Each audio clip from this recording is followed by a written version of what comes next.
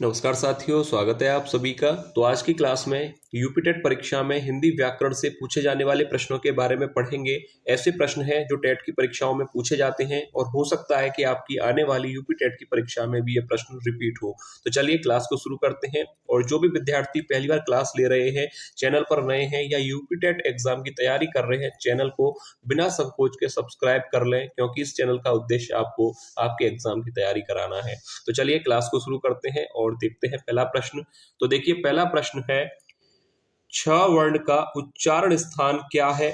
Option A कंठ, B मूर्धा, सी तालु या ऑप्शन डी दंत।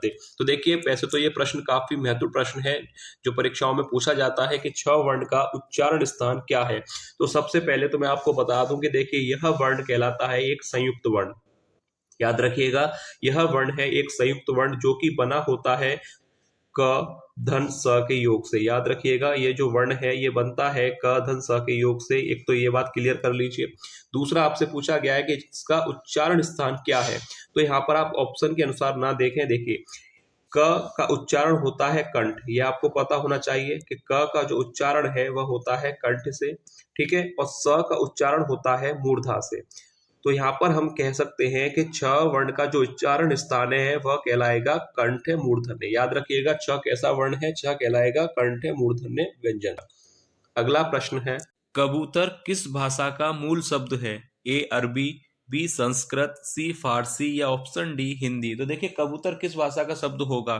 तो राइट आंसर हो जाएगा यहाँ पर ऑप्शन सी। कबूतर किस भाषा का मूल शब्द है? कबूतर फारसी भाषा का मूल शब्द है। नेक्स्ट क्वेश्चन है, निम्न में से कौन संयुक्त वर्ण नहीं है? ऑप्शन ए छ, बी त्र, सी ज्ञ या ऑप्शन डी र। तो राइट आंसर क्या होगा कि इनमें से संयुक्त वर्ण कौन सा नहीं है? तो देखिए, आपने पढ़ा होगा कि छ, त्र और ज्ञ ये तीनों ही संयुक्त वर्ण है। तो राइट आंसर होगा ऑप्शन डी। डी यहाँ पर राइट आंसर होगा कि र संयुक्त वर्ण नहीं है। याद रखिएगा, छ किसके संयुक्त से बनता है? त्र और ज्ञ, ये तीनों किन वर्णों के मेल से बनते हैं ये आपको पता होना चाहिए, क्योंकि इनसे प्रश्न बनेगा। तो याद रखिएगा। तो राइट आंसर हो जाएगा ऑप्शन डी। नेक्स्ट क्वेश्चन है, रचना की दृष्टि से कौन शब्द का भेद नहीं है? ऑप्शन ए रूढ़, बी यौगिक, सी योग रूढ़ या ऑप्शन डी विदेशज। तो राइट आंसर क्या होगा यहाँ पर कि रचना की दृष्टि से कौन शब्द का भेद नहीं है? तो राइट आंसर याद रखना है आपको ऑप्शन डी विदेशज। राइट आंसर हो जाएगा ऑप्शन डी। नेक्स्ट क्वेश्चन है, आंख का तत्सम रूप क्या होगा? ऑप्शन ए अंक, बी नैना, सी दादा या डी अक्षी। तो देखिए, आंख शब्द का तत्सम रूप हो जाएगा अक्षी। ऑप्शन डी राइट आंसर होगा, याद रखिए। नेक्स्ट क्वेश्चन, धर्मशाला रचना के आधार पर किस शब्द भेद में आता है? ऑप्शन ए रूढ़, बी यौगिक, सी योग रूढ़ या ऑप्शन डी इनमें से कोई नहीं। तो राइट आंसर क्या होगा? धर्मशाला रचना के आधार पर किस शब्द भेद में आएगा? तो राइट आंसर होगा ऑप्शन बी, यौगिक शब्द में। क्योंकि आपको पता है कि यौगिक शब्द कौन से शब्द होते हैं? जो दो सार्थक खंडों से मिलकर बनते हैं। तो धर्मशाला रचना के आधार पर आएगा यौगिक शब्द पे। नेक्स्ट क्वेश्चन है, अनुकरण कैसा शब्द है? ए तद्भव, बी देशज, तत्सम या ऑप्शन डी विदेशज। तो देखिए, अनुकरण कैसा शब्द है? तो याद रखिएगा, अनुकरण है तत्सम शब्द। ऑप्शन सी राइट आंसर होगा। अनुकरण कैसा शब्द है? तो अनुकरण हो जाएगा तत्सम शब्द। नेक्स्ट क्वेश्चन है, मोर नाच रहा है वाक्य में मोर शब्द है भाववाचक संज्ञा, व्यक्तिवाचक संज्ञा, द्रव्यवाचक संज्ञा या जातिवाचक संज्ञा। तो देखिए, मोर नाच रहा है वाक्य में मोर कैसा शब्द होगा? तो मोर हो जाएगा जातिवाचक शब्द। ऑप्शन डी राइट आंसर होगा, जातिवाचक संज्ञा। नेक्स्ट क्वेश्चन है, राम ने कहा कि वह बाजार जा रहा है। इस वाक्य में वह है, यहाँ पर आपसे पूछा गया है कि इस वाक्य में वह क्या है? संज्ञा है, विशेषण है, सर्वनाम है या अव्यय है? तो राइट आंसर क्या होगा कि राम ने कहा कि वह बाजार जा रहा है। तो इस वाक्य में वह हो जाएगा सर्वनाम। ऑप्शन सी राइट आंसर होगा। संज्ञा गलत है और विशेषण और ऑप्शन डी तो गलत है। सर्वनाम राइट आंसर होगा, वह बाजार जा रहा है। ठीक है, क्लियर है, सरल प्रश्न है। नेक्स्ट क्वेश्चन देखते हैं, विशेषण किस शब्द की विशेषता बताते हैं? ए संज्ञा, बी सर्वनाम, सी सर्वनाम व संज्ञा या डी क्रिया। तो देखिए विशेषण किस शब्द की विशेषता बताते हैं, तो विशेषण की परिभाषा क्या कहती है कि जो शब्द संज्ञा व सर्वनाम की विशेषता बताए वह विशेषण होता है। तो राइट आंसर हो जाएगा कि विशेषण किसकी विशेषता बताते हैं, संज्ञा और सर्वनाम दोनों की, अलग अलग नहीं होगा, संज्ञा व सर्वनाम दोनों की विशेषता बताने वाले शब्द को विशेषण कहा जाता है। नेक्स्ट क्वेश्चन है, राम कलम से लिखता है वाक्य में किस कारक का प्रयोग किया गया है। ऑप्शन ए करण कारक, बी संप्रदान कारक, सी कर्ता कारक या डी कर्म कारक। तो राइट आंसर क्या होगा कि राम कलम से लिखता है, वाक्य में कारक होगा, ऑप्शन पहला ही सही हो जाएगा, करण कारक। ऑप्शन ए यहाँ पर राइट आंसर होगा कि राम कलम से, यहाँ पर ध्यान दीजिएगा, से राम कलम से लिखता है, इसलिए यहाँ पर राइट आंसर होगा करण कारक। नेक्स्ट क्वेश्चन है, कौन सा शब्द पुल्लिंग है। ए कस्तूरी, बी घोषणा, सी झील या ऑप्शन डी सदन। तो राइट आंसर यहाँ पर क्या होगा, पुल्लिंग शब्द यहाँ पर कौन सा होगा। तो देखिए कस्तूरी और घोषणा और झील ये तीनों ही शब्द स्त्रीलिंग शब्द हैं, याद रखिए कस्तूरी, घोषणा और झील ये तीनों शब्द स्त्रीलिंग शब्द हैं और राइट आंसर होगा सदन। सदन पुल्लिंग शब्द होता है और झील, घोषणा और कस्तूरी स्त्रीलिंग शब्द हैं, याद रखिएगा, और सदन है पुल्लिंग शब्द। नेक्स्ट क्वेश्चन है, कौन सा शब्द पुल्लिंग है। ए कपट, बी मूर्खता, सी सुंदरता या डी निद्रा। तो राइट आंसर क्या होगा, यहाँ पर भी आपसे पूछा गया है कि कौन सा शब्द पुल्लिंग होगा।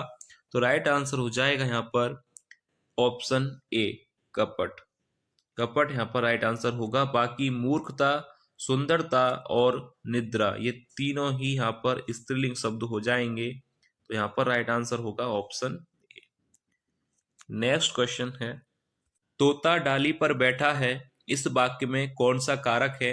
ए संप्रदान, बी करण, सी अधिकरण कारक या ऑप्शन डी अपादान कारक। तो राइट आंसर क्या होगा, तोता डाली पर बैठा है, तो यहाँ पर राइट आंसर हो जाएगा ऑप्शन सी, क्योंकि यहाँ पर अधिकरण कारक की विभक्ति पर का प्रयोग किया गया है। तो देखिए यहाँ पर राइट आंसर हो जाएगा अधिकरण कारक, यहाँ पर होगा तोता डाली पर बैठा है, तो राइट आंसर होगा अधिकरण कारक। नेक्स्ट क्वेश्चन है, कौन सा शब्द बहुवचन में प्रयोग होता है। ए समाचार पत्र, बी चिड़िया, सी तिजोरी या डी हस्ताक्षर। तो राइट आंसर क्या होगा कि कौन सा शब्द है जो बहुवचन में प्रयोग किया जाता है। तो ऑप्शन डी राइट आंसर हो जाएगा, सरल प्रश्न है, हस्ताक्षर राइट आंसर होगा। ऐसा शब्द है जो सदैव बहुवचन में प्रयोग किया जाता है। नेक्स्ट क्वेश्चन है, बागेश्वरी शब्द का पर्यायवाची शब्द है। Option A Kamala, B Sharda, C Rama या डी दुर्गा। तो राइट आंसर क्या होगा, बागेश्वरी शब्द का पर्याय शब्द कौन सा होगा। तो देखिए बागेश्वरी किसका पर्याय होता है, सरस्वती जी का, ठीक है, याद रखिएगा बागेश्वरी किसका पर्यायवाची होता है, सरस्वती जी का। तो राइट आंसर यहाँ पर हो जाएगा ऑप्शन बी शारदा, क्योंकि शारदा भी किसका पर्याय होता है, सरस्वती जी का। तो याद रखिएगा बागेश्वरी और शारदा ये सरस्वती के पर्यायवाची हैं और कमला और रमा ये लक्ष्मी जी के पर्यायवाची शब्द हैं, तो याद रखिएगा। नेक्स्ट क्वेश्चन है, जो किए गए उपकार को ना मानता हो के लिए एक शब्द आपको बताना है, क्या होगा, कृतघ्न कहा जाएगा या धोखेबाज, जालसाज या कृतज्ञ। जो किए गए उपकार को ना माने या ना मानता हो, तो ये प्रश्न पूछा जाता है परीक्षाओं में और पूछा भी गया है कि जो किए गए उपकार को ना माने उसे कहा जाता है कृतघ्न, और जो किए गए उपकार को मानता है वह होता है कृतज्ञ। दोनों ही याद कर लीजिए, जो किए गए उपकार को माने वह कृतज्ञ होगा और जो किए गए उपकार को ना माने वह कृतज्ञ होगा। क्लियर है। नेक्स्ट क्वेश्चन देखते हैं, जो हर समय दूसरों के दोष खोजता हो के लिए एक शब्द क्या होगा। ऑप्शन ए आलोचक, बी पर निंदक, सी सर्वनिंदक या ऑप्शन डी पर छिद्रान्वेषी। तो राइट आंसर क्या होगा कि जो हर समय दूसरों के दोष खोजता हो के लिए एक शब्द क्या होगा, और ये प्रश्न परीक्षा में पूछा गया था इसलिए लिया गया है। तो याद रखिएगा कि जो हर समय दूसरों के दोष खोजता हो के लिए एक शब्द होगा पर छिद्रान्वेषी। ऑप्शन डी राइट आंसर हो जाएगा, और इंपॉर्टेंट प्रश्न है परीक्षा के लिए, आपसे पूछा जा सकता है, तो याद कर लीजिए। नेक्स्ट क्वेश्चन है, जी नहीं भरना मुहावरे का अर्थ है। ऑप्शन ए प्रसन्न होना, बी निराश ना होना, सी संतोष ना होना या डी विश्वास ना होना। तो देखिए जी नहीं भरना मुहावरे का सही अर्थ क्या होगा? ऑप्शन सी, संतोष ना होना। ऑप्शन सी राइट आंसर होगा, जी ना भरना यानी संतोष ना होना। नेक्स्ट क्वेश्चन है, सपरिवार में किस उपसर्ग का प्रयोग हुआ है? ऑप्शंस दिए गए हैं, राइट आंसर क्या होगा? सपरिवार में उपसर्ग आपको बताना है कि किस उपसर्ग का प्रयोग है। सरल प्रश्न है और सभी का सही होना चाहिए, पहला ही ऑप्शन सही हो जाएगा स। सपरिवार में उपसर्ग होगा स। ठीक है, तो यह था आज की क्लास का लास्ट क्वेश्चन। उम्मीद है आपको क्लास पसंद आई होगी। वीडियो आपको अच्छी लगी है तो वीडियो को लाइक कीजिएगा, और जो भी विद्यार्थी पहली बार क्लास ले रहे थे चैनल को सब्सक्राइब जरूर कर लें, क्योंकि ऐसे ही प्रश्न चैनल पर डेली कराए जा रहे हैं, तो आप अपनी तैयारी के लिए चैनल से जुड़ सकते हैं। तो चलिए मिलेंगे नेक्स्ट क्लास में, तब तक के लिए धन्यवाद।